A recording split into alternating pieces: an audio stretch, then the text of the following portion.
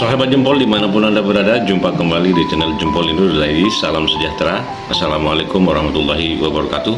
Semoga sahabat Jempol semuanya senantiasa berbahagia dan mendapat lindungan Allah Subhanahu wa Ta'ala.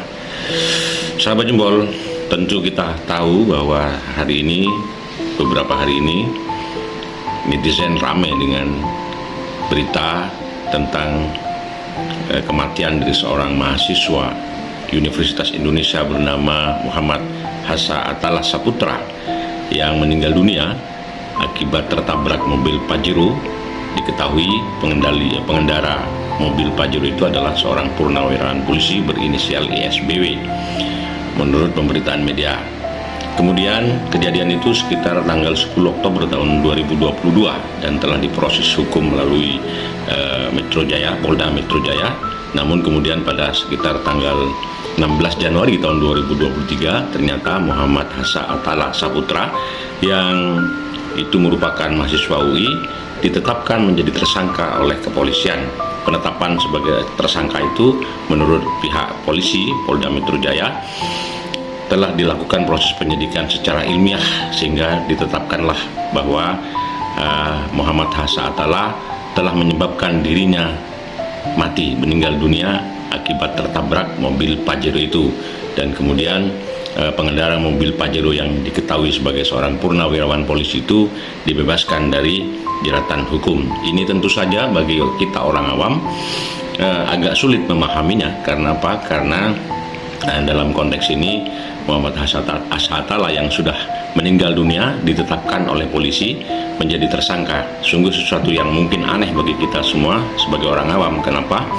Karena dari sisi hukum, okelah bahwa hukum atau Dewan Keadilan itu memang matanya ditutup ya, supaya melihat segala sesuatunya menjadi objektif, artinya tidak berpihak kepada siapapun, baik kepada korban, dalam hal ini adalah Muhammad Hasa Attallah, maupun kepada terduga pelaku, dalam hal ini adalah ISBW. Namun demikian tentu saja bagi kita menjadi aneh gitu, bagaimana mungkin seorang yang sudah meninggal kemudian ditetapkan menjadi tersangka. Ada seseorang menggambarkan bahwa Hasa Attallah ini telah menyebabkan dirinya meninggal dunia yang ketika itu tertabrak sebuah mobil Pajero. Namun demikian, kenapa kemudian ada misalnya seorang yang bunuh diri, kenapa dia tidak pernah ditetapkan sebagai tersangka dalam konteks hukum, padahal dia kan menyebabkan dirinya terbunuh? Kenapa tidak ditetapkan sebagai tersangka?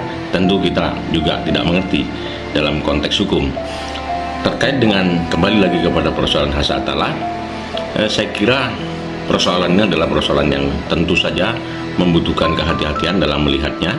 Kenapa? Karena sebenarnya kalau dilihat dari dua sisi, versi kepolisian mengatakan bahwa ketika itu Muhammad Hasa Attallah sedang mengendarai sebuah sepeda motor dengan kecepatan 60 km per jam.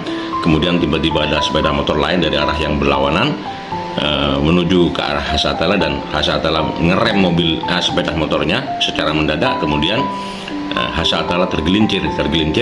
Setelah itu datanglah mobilnya si ISBW yang Pajero itu dan melindas Hasa Attallah. Ini versinya Polda Metro Jaya.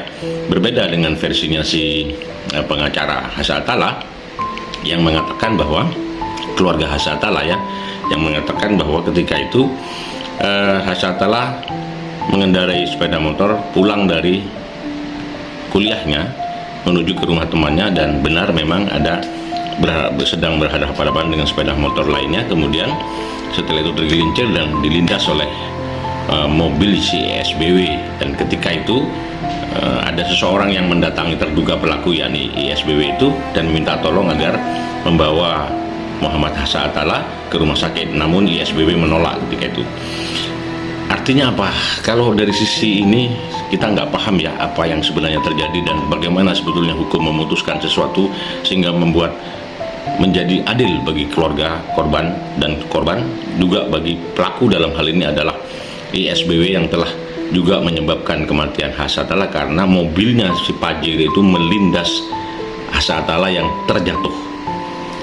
Sahabat Jempol, kita nggak tahu apa yang terjadi pada penegakan hukum di Republik kita tercinta ini, namun kita kadang-kadang disuguhkan oleh fakta-fakta yang menggelikan kita semua. Semoga informasi ini bermanfaat bagi kita semua. Kalau ada salah kata, saya mohon maaf. Salam sejahtera. Wassalamualaikum warahmatullahi wabarakatuh.